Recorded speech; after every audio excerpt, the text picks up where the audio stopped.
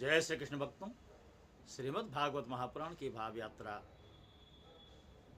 एकादश स्कंद के 30वें अध्याय तक आ पहुंची है और इस अध्याय में यदुकुल के संहार की चर्चा की गई है।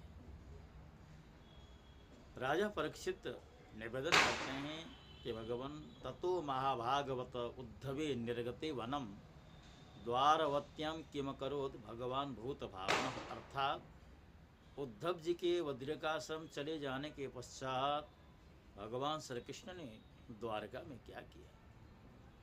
प्रभु यदुवंश शिरोमणि भगवान श्री कृष्ण ने अपने कुल के ब्रह्म शापग्रस्त होने पर सबके नेत्रादि इंद्रियों के परम प्रिय अपने दिव्य श्री विग्रह की लीला का स्मरण कैसे किया। भगवान जब स्त्रियों के नेत्र उनके श्री विग्रह में लग जाते थे तब वे उन्हें वहां से हटाने में असमर्थ हो जाया करते थे। जब संत पुरुष उनकी मुरु रूप माधुरी का वर्णन सुनते हैं तब वह श्री विग्रह कानों के रास्ते प्रवेश करके उनके चित्त में गड़ सा जाता है, वहां से हटना नहीं जानता। उसकी शोभा कवियों की काव्य रचना में अनुराग का रंग भर देती है और उनका सम्मान बढ़ा देती है। इसके संबंध में तो कहना ही क्या है। महाभारत युद्ध के समय जब वे हमारे दादा अर्जुन के रथ पर बैठे हुए थे, उस समय जिन योद्धाओं ने उसे देखते देखते शरीर त्याग किया, उन्हें सारूप्य मुक्ति प्राप्त हो गई। उन्होंने ऐसा अद्भुत श्री विग्रह किस प्रकार अंतर्धान किया।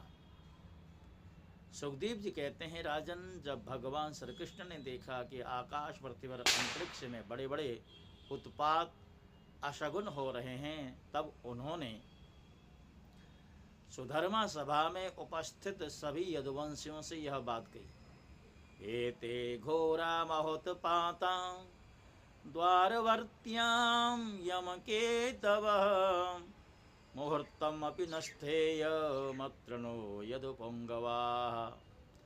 हे श्रेष्ठ यदुवंशियों, यह देखो, द्वारका में बड़े बड़े भयंकर उत्पात होने लगे हैं। यमराज की ध्वजा के समान हमारे महान अनिष्ट के सूचक हैं। अब हमें यहाँ घड़ी दो घड़ी भी नहीं ठहरना। स्त्रियां, बच्चे और बूढ़े यहाँ से शंखोद्धार क्षेत्र में चले जाएं और हम लोग प्रवास क्षेत्र में चलें। आप सब जानते हैं कि वहाँ सरस्वती पश्चिम की ओर बहकर समुद्र में जा मिलती है। वह हम स्नान करके पवित्र होंगे, उपवास करेंगे और एकाग्र चित्त से स्नान एवं चंदन आदि सामग्रियों से देवताओं की पूजा करेंगे। वहाँ स्वस्ति वाचन के बाद हम लोग गौ, भूमि, सोना, वस्त्र, हाथी, घोड़े, रथ और घर आदि के द्वारा महात्मा ब्राह्मणों का सत्कार करेंगे। यह विधि सब प्रकार के अमंगलों का नाश करने वाली है और परम कल्याण की और परम का मंगल की जननी है। श्रेष्ठ यदुवंशियों, देवता, ब्राह्मण और गौओं की पूजा ही प्राणियों के जीवन का परम लाभ है। राजन, सभी वृद्ध यदुवंशियों ने भगवान श्री कृष्ण की यह बात सुनकर तथास्तु कहकर उसका अनुमोदन किया और तुरंत नौकाओं से समुद्र पार करके रथों द्वारा प्रवास क्षेत्र में पहुंचे। वहां पहुंचकर यादवों ने यदुवंश शिरोमणि भगवान श्री कृष्ण के आदेशानुसार बड़ी श्रद्धा और भक्ति से शांति पाठ आदि तथा और भी सब प्रकार के मंगल कृत्य संपादित किए। यह सब तो उन्होंने किया, परंतु दैव ने उनकी बुद्धि हर ली और वे उस मैरेयक नामक मदिरा का पान कर बैठे, जिसके नशे से बुद्धि भ्रष्ट हो जाती है। वह पीने में अवश्य मीठी लगती है, परंतु परिणाम में सर्वनाश करने वाली है। उस तीव्र मदिरा के पान से सब के सब उन्मत्त हो गए और वे घमंडी वीर एक दूसरे से लड़ने झगड़ने लगे। उस समय वे क्रोध में भरकर एक दूसरे पर आक्रमण करने लगे और धनुष, बाण, तलवार, भाले, गदा आदि शस्त्रों से एक दूसरे के ऊपर प्रहार करने लगे, एक दूसरे से बढ़ने लगे। मत वाले यदुवंशी रथों, हाथियों, घोड़ों, गधों, ऊंटों, खच्चरों, बैलों, भैंसों और मनुष्यों पर भी सवार होकर एक दूसरे के बाणों से घायल करने लगे। प्रद्युम्न शाम से, अक्रूर भोज से, अनिरुद्ध सात्विक से, सुभद्र संग्राम जीत से, भगवान श्री कृष्ण के भाई गद उसी नाम के उनके पुत्र से और सुमित्र सूरस युद्ध कर। इनके अतिरिक्त निषट, उल्मुख, सहस्रजित, शतजित और भानुवादी यादव भी एक दूसरे से भिड़ने लगे। भगवान श्री कृष्ण की माया ने तो इन्हें अत्यंत मोहित कर ही रखा था, इधर मदिरा के नशे ने भी उन्हें अंधा बना दिया। दासार, वृष्णि, अंधक, भोज, सात्वत, मधु, अर्बुद, माथुर, सूरसेन, विसर्जन, कुकुर और कुंती आदि वंशों के लोग सौहार्द और प्रेम को बुलाकर परस्पर में मार काट करने लगे। मूर्तावश पुत्र पिता का, भाई भाई का, भांजा मामा का, नाती नाना का, मित्र मित्र का, सुहृद का, चाचा भतीजे का तथा एक गोत्र वाले आपस में एक दूसरे का रक्त बहाने लगे। अंत में जब उनके सब बाण समाप्त हो गए, धनुष टूट गए और शस्त्रास्त्र नष्ट भ्रष्ट हो गए, तब उन्होंने अपने हाथों से समुद्र तट पर लगी हुई एरका नाम की घास उखाड़नी शुरू की। वह वही घास थी जो ऋषियों के शाप के कारण उन्मत्त हुए लोह में मूसल के सूर्य से पैदा हुई थी। हे राजन, उनके हाथों में आते वह घास वज्र के समान कठोर मुद्गरों के रूप में परिणत हो गई। अब वे रोष में भरकर उसी घास के द्वारा एक दूसरे के ऊपर प्रहार करने लगे। यद्यपि भगवान ने ऐसा करने से मना किया तो उन्होंने उनको और बलराम जी को भी अपना शत्रु मान लिया। कृष्ण बलराम को ही मारने के लिए वो दौड़ पड़े। कुरुनंदन अब भगवान श्री कृष्ण और बलराम जी भी क्रोध में भरकर युद्ध भूमि में इधर उधर विचरने लगे। मुट्ठी की मुट्ठी एर का घास उखाड़कर उन्हें मारने लगे। एर का घास के मुट्ठी ही मुदगर के समान चमकती थी। जैसे बांसों की रगड़ से उत्पन्न होकर दावानल बांसों को ही भस्म कर देता, वैसे ही ब्रह्म शाप से ग्रस्त और भगवान श्री कृष्ण की माया से मोहित यदुवंशियों के स्पर्धा मूलक क्रोध ने उनका ध्वंस कर दिया, अर्थात उनको कर दिया। भगवान ने देखा कि समस्त यदुवंशियों का संहार हो गया है, तब उन्होंने यह सोचकर संतोष की सांस ली कि पृथ्वी का बचा खुचा भार भी उतर गया। राजन, बलराम जी ने समुद्र तट पर बैठकर एकाग्र चित्त से परमात्मा चिंतन करते हुए अपने आत्मा को आत्मस्वरूप में स्थिर कर दिया और मनुष्य शरीर त्याग दिया। जब भगवान श्री कृष्ण ने देखा कि मेरे भाई बलराम जी परम पद में लीन हो गए, तो वो एक पीपल के वृक्ष के तले जाकर चुपचाप धरती पर ही बैठ गए। भगवान श्री कृष्ण ने उस समय अपनी अंग कांति से देदीप्यमान चतुर्भुज रूप धारण कर रखा था। धूम सरेत अग्नि के समान दिशाओं को अंधकार रहित प्रकाशमान बना रहे थे। वर्षाकालीन मेघ के समान सांवले शरीर से तपी हुई सोने के समान ज्योति निकल रही थी। वक्षस्थल पर शिवत्स का चिन्ह शोभायमान था। वे रेशमी पीतांबर की धोती और वैसा ही दुपट्टा धारण किए हुए। मुख कमल पर सुंदर मुस्कान, कपोलों पर नीली नीली अलकें लटक रही थी और बड़ी सुहावनी लगती थी। कमल के समान सुंदर सुंदर एवं सुकुमार नेत्र थे। कानों में मकराकृत कुंडल झिलमिला रहे थे।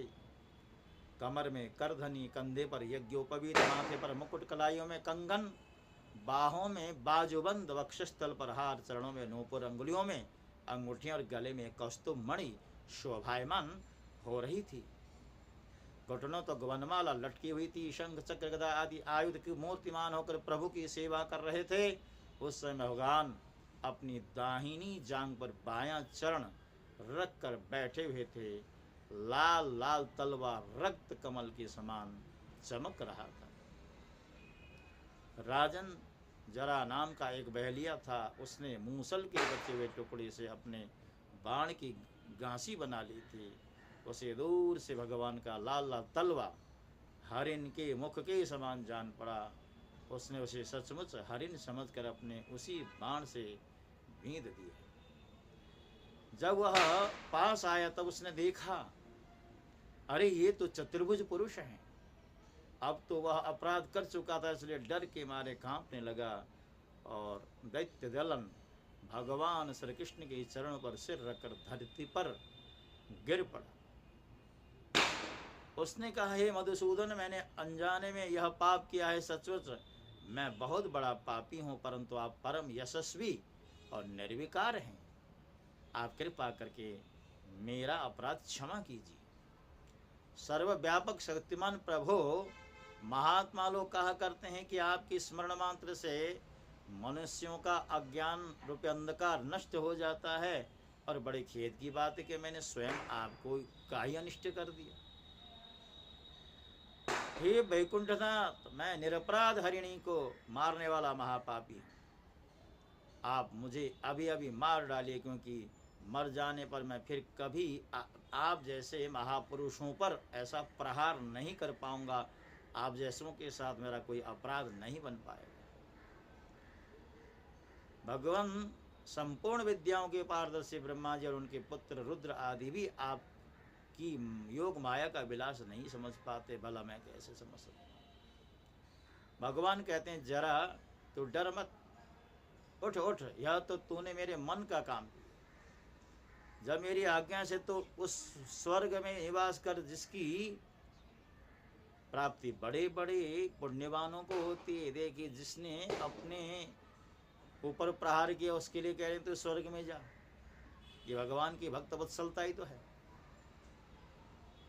सुखदेव जी कहते हैं कि राजन, भगवान श्री कृष्ण तो अपनी इच्छा से शरीर धारण करते हैं। जब उन्होंने जरा व्याध को यह आदेश दिया तब उसने उनकी 3 बार परिक्रमा किया, नमस्कार किया और विमान पर सवार होकर स्वर्ग को चला गया।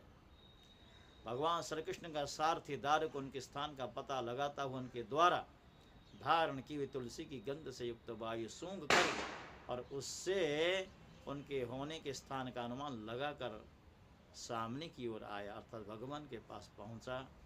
दारुक ने वहां आकर के देखा कि भगवान श्री कृष्ण पीपल के वृक्ष के नीचे आसन लगाए विराजमान हैं। असह्य तेज वाले आयुध मूर्तिमान होकर उनकी सेवा में संलग्न है। उन्हें देखकर दारुक के हृदय में प्रेम की बाढ़ आ गई। नेत्रों से आंसुओं की धारा बहने लगे। वह रथ से कूदकर भगवान के चरणों पर गिर पड़ा। उसने भगवान से प्रार्थना की, प्रभु, रात्रि के समय चंद्रमा के अस्त हो जाने पर राह चलने वाले की जैसी दशा होती है, आपके चरण कमलों का दर्शन न पाकर मेरी भी वैसी दशा हो गई है। मेरी दृष्टि नष्ट हो गई है, चारों ओर अंधेरा छा गया। अब तो मुझे दिशाओं का ज्ञान भी नहीं है। राजन, अभी दारुक इस प्रकार कह ही रहा था कि उसके सामने ही भगवान का गरुड़ध्वज रथ पताका और घोड़ों के साथ आकाश में उड़ गया। उसके पीछे पीछे भगवान के दिव्य आयुध भी चले गए। यह सब देखकर दारुक के आश्चर्य की सीमा न रही। तब भगवान ने उससे कहा, दारुक, अब तुम द्वारका चले जाओ और वहाँ यदुवंशियों के पारस्परिक संहार, भैया बलराम की परम गति और मेरे स्वधाम गमन की बात कहो। उनसे कहना कि अब तुम लोगों को अपने परिवार वालों के साथ द्वारका में नहीं रहना चाहिए। मेरे न रहने पर समुद्र उस नगरी को डुबो देगा। सब लोग अपनी अपनी धन संपत्ति, कुटुंब और मेरे माता पिता को लेकर अर्जुन के संरक्षण में इंद्रप्रस्थ चले जाए। दारुक, तुम मेरे द्वारा उपदिष्ट भागवत धर्म का आश्रय लो और ज्ञान निष्ठ होकर सबकी उपेक्षा कर दो तथा इस दृश्य को मेरी माया की रचना समझकर शांत हो जाओ। भगवान का यह आदेश पाकर दारुक ने उनकी परिक्रमा की और उनके चरण कमल अपने सिर पर रखकर बारंबार प्रणाम किया। तदनंतर वह उदास मन से द्वारका के लिए चल पड़ा। भक्तों, इसी के साथ साथ इस 30वें अध्याय को यहाँ पर विश्राम दिया गया है। और इस 30वें अध्याय के साथ साथ हमारी ये जो श्रृंखला, इससे भी मैं विश्राम दे रहा हूँ। अब इस स्कंद में मात्र 1 अध्याय शेष है, अगले में 13। तो कुल मिलाकर के श्रीमद् भागवत की यात्रा जो हमारे 335 अध्यायों की थी, उनमें से मात्र 14 अध्याय शेष रहते हैं। बाकी की यात्रा हमने पूरी कर ली है। और जैसे ही भागवत की यात्रा संपन्न होगी, फिर किसी अन्य ग्रंथ की यात्रा आरंभ करेंगे। किंतु आपसे हार्दिक अनुरोध है कि आप हमारे मनोबल को बढ़ाए रखने के लिए हमारे चैनल को अवश्य सब्सक्राइब कर दें। इन्हीं प्रार्थनाओं निवेदनों के साथ आपसे विदा होता हूँ। ओम नमो भगवते वासुदेवाय। जय श्री कृष्ण।